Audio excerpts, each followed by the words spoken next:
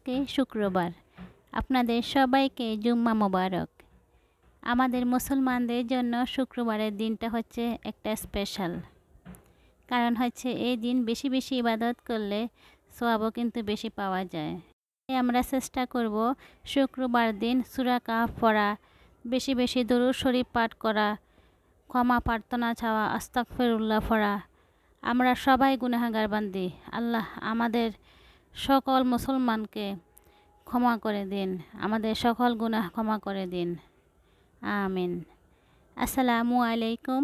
আমি মিরানাস ওয়াল থেকে আপনাদের সবাইকে নতুন একটা ভিডিওতে ওয়েলকাম জানাচ্ছি। আশা করছি আপনারা যেখানে আছেন আল্লাহর রহমতে ভালো আছেন। আমাদের প্রায় সবার বাসায় কিন্তু বাচ্চা আছে, মানে বাচ্চারা স্কুলে যায়, কলেজে যায়। আর এখন এই সাদা জিনিসটা থাকবেই। হয়তো ছেলেদের থাকে সাদা এই যে শার্ট, আর মেয়েদের থাকে স্কার্ফ, এই যে হিজাব, ওড়না, ক্রস বেল্ট, কোমর বেল্ট, এগুলো কিন্তু সবগুলো সাদা হয়ে থাকে, মানে সাদা থাকবেই। বেশিরভাগ ক্ষেত্রে কিন্তু স্কুল ড্রেসগুলো সাদাই। এই সাদার মধ্যে কিন্তু বেশি ময়লা হয়ে যায়, মনে হয় প্রতিদিনই ধুতে হয়। এখন আমার মেয়েরা আসলে সবসময় চেষ্টা করে ফার্স্ট বেঞ্চে বসার জন্য, এই জন্য আগেই চলে যায় স্কুলে, যাতে করে ফার্স্ট বেঞ্চে বসা যায়। এটা আমার কাছে ভালো লাগে, কারণ ফার্স্ট বেঞ্চে বসলে কিন্তু এই যে সাহস হয়, পড়ালেখায় উন্নতি হয় এবং শিক্ষকদের নজরে পড়ে। এতে করে বাচ্চারা কিন্তু অনেক উন্নতি করতে পারে। এখন মেয়েদের দেখেন কি করা, পিছন থেকে যারা বসে তারা দুষ্টামি করে, হয়তো কেউ দুষ্টামি করে, বাচ্চারা ইচ্ছা করে বা অনিচ্ছায় কিন্তু এই যে কলম দিয়ে লেখে যে পিছন থেকে কলমের দাগগুলো পড়ে যায়। এই যে দেখেন, এটা আমার বড় মেয়ের ক্রস বেল্ট। সেই ক্রস বেল্টে অনেকগুলো কলমের দাগ পড়ে গেল, মানে কলমের কালি। এখন মেয়েকে বলতেছি কোত্থেকে এলো, মেয়ে বলেছে আম্মু পিছন থেকে তো হয়তো অনেকে দুষ্টামি করে লাগিয়ে দে। তারপরে আমার ছোট মেয়ে 3 কোণা যে স্কার্ফগুলো আছে ওগুলো পরে।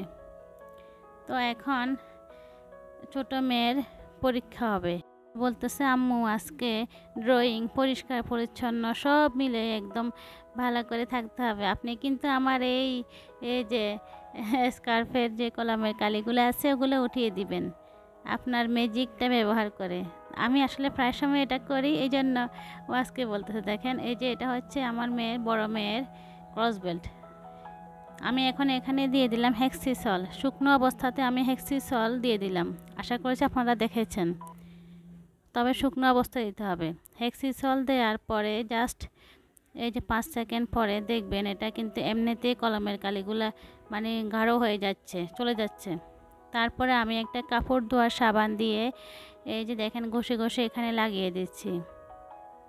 আপনারা 30 সেকেন্ড ওয়েট করবেন। আসলে আমি কিন্তু ওয়েটও করিনি, সঙ্গে সঙ্গে দেখেন এই যে একটু আলতো করে ঘষে নিলাম। এতে করেই কিন্তু এই যে কলমের যে কালিগুলো আছে এটা কিন্তু দেখেন উঠে গিয়েছে। মাশাআল্লাহ, অনেক কার্যকর। এতে করে কাপড়ের কোনো ক্ষতি হয় না এবং কাপড় আরও উজ্জ্বল হয়ে যায়। সাদা কাপড়টা কিন্তু অনেক উজ্জ্বল হয়ে যায়। হেক্সিসল কিন্তু এখন সবার বাসায় থাকে।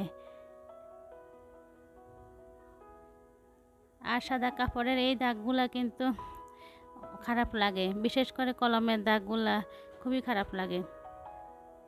আর কাউকে তো কিছু বলা যাবে না, কারণ বাচ্চারা হয়তো ইচ্ছাকৃত অনিচ্ছাকৃত পিছন থেকে লাগিয়ে দেয়। কখন কে লাগিয়েছে এটা কিন্তু বলাই যাবে না, তাই না?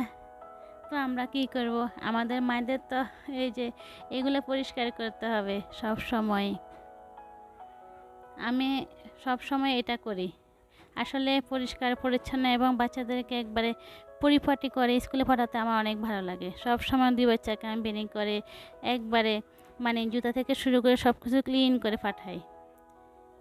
আমার বাচ্চারা মাশাআল্লাহ সব সময় কিন্তু এই যে পরিষ্কার পরিচ্ছন্ন এগুলাতে ফুল মার্কস পায়। এটা হয়তো অনেকেই পায়, আমার কাছেও কিন্তু অনেক ভালো লাগে। আর পরিষ্কার পরিচ্ছন্নভাবে স্কুলে গেলে কিন্তু ওদেরও পড়ালেখা করতে ভালো লাগবে। এই যে এটা আমার মেয়ের, দেখেন 3 কোণা যে স্কার্ফগুলো আছে ওইটাই ছোট মেয়ের। ওটা তো কিন্তু পিছন থেকে অনেকগুলো কলমের কালি লেগে গিয়েছিল। ও আমাকে রাতের বেলা বলতেছে, আম্মু এটা আমাকে ক্লিন করে দিবেন, সকালে আমার কিন্তু পরীক্ষা আছে। তো আমি বলছি ঠিক আছে, রাতের বেলায় করে দিয়েছি, সকালে ইনশাল্লাহ শুকিয়ে যাবে, প্যানের নিচে দিব, শুকিয়ে যাবে। এটা তো আমি একটু হেক্সিসল দিয়ে তারপরে কাপড় ধোয়া সাবান দিয়ে একটু কষে নিয়েছি আলতো করে। আপনারা 1 মিনিট ওয়েট করবেন, এতে করে ঝটপট উঠে যাবে। আমি তো আর ওয়েট করিনি, সঙ্গে সঙ্গে একটু আলতো করে কষিয়ে নিয়েছি। যেহেতু মেয়ে রাতের বেলায় বলছে, ওই জন্য দেখেন রাতের বেলায় এই যে ধুয়ে একটা রশির উপর দিয়ে এটা দিয়ে দিলাম, আর উপর থেকে কিন্তু ফ্যান চলতেছে। এখন কিন্তু শুকাতে হবে এটা। সকালে যেহেতু ওরা 6:30টায় স্কুলে চলে যায়, দেখেন কি সুন্দর ক্লিন হয়েছে, একদম কিন্তু এটা চকচকে হয়ে গিয়েছে, ঝকঝকে সাদাটা আর উজ্জ্বল হয়ে গিয়েছে। আমি সাদা কাপড়ের মধ্যে এভাবে ক্লিন করে একটু নীল দিই সব সময়, আমার কাছে অনেক ভালো লাগে। এই দেখেন ফ্যান চলতেছে উপর থেকে। আমার মেয়ে তো সকালে উঠে দেখে মহা খুশি, আম্মু আপনার ম্যাজিক দিয়ে আমার এই যে সাদা কাপড়ের কলমের দাগগুলো উঠিয়ে ফেলেছেন। আপনারাও চাইলে এরকম করে ঝটফট মাত্র 30 সেকেন্ডের মধ্যে এই যে সাদা কাপড়ের এই যে কলমের কালিগুলো উঠিয়ে ফেলতে পারবেন। এটা কিন্তু আমাদের সকল স্কুল পড়ুয়া বাচ্চাদের ক্ষেত্রে হয়ে থাকে সাদা কাপড়ের কলমের কালি। আশা করছি আপনাদের একটু হলেও উপকারে আসবে। এটা হচ্ছে পরের দিন দুপুরবেলা মেয়েদেরকে আম কেটে দিয়েছি, ওরা আম খাচ্ছে। মানে আজকে শুক্রবারে দুপুরে ওদেরকে আম কেটে দিলাম, আম খাচ্ছে। তারপরে আমি রান্না বান্না করব। ওরা কিন্তু শুক্রবারে 11টার মধ্যে গোসল করে ফেলে। শুক্রবারে কিন্তু এই যে জুমার যে মানে দুপুরে জোহরের নামাজের আজানের আগে যদি গোসল করা যায়, তাহলে 2 রাকাত নফল নামাজের সওয়াব পাওয়া যায়। আমি কিন্তু আগে পারতাম, তবে এখন সংসারের কাজকর্ম বেড়ে গিয়েছে, সেই জন্য এখন আর পারি না। ওরা 2 বোনে কিন্তু সকাল 11টার মধ্যে শুক্রবার দিন গোসল করে ফেলে 2 রাকাত নফল নামাজের সওয়াব পাওয়ার জন্য। এখানে দেখেন যেহেতু শুক্রবার একটা কিছু রান্না করতে হবে, তবে আজকে শরীরটা একটু খারাপ লাগতেছে, জ্বর লাগতেছে, সেই জন্য শুধুমাত্র এই যে দেখেন গরুর মাংস রান্না করেছি।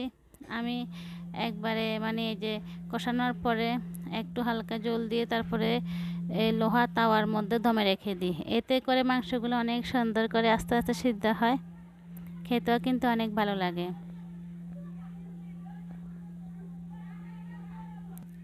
এখন রান্না হয়ে গিয়েছে, তারপরে আমি সাদা পোলাও রান্না করব।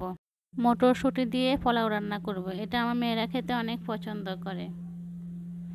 যেহেতু আজকে শুক্রবার, এমনিতে শুক্রবারে কিন্তু আমি সব সময় দুপুরবেলা একটা মানে যত কষ্টই হোক, শরীর খারাপ ভালো এটা চিন্তা করি না, ভালো একটা জিনিস তৈরি করার চেষ্টা করি বাচ্চাদের পছন্দ মতো।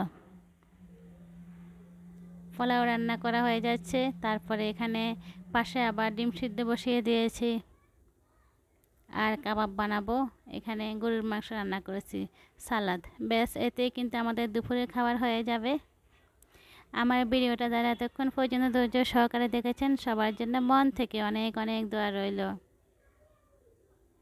আজকে শুক্রবার, আল্লাহ আমাদের সকলের মনের সদিচ্ছাগুলো পূরণ করুন, আমাদের সবাইকে ক্ষমা করে দিন, আমিন। সবাই অনেক ভালো থাকবেন। আল্লাহ হাফেজ।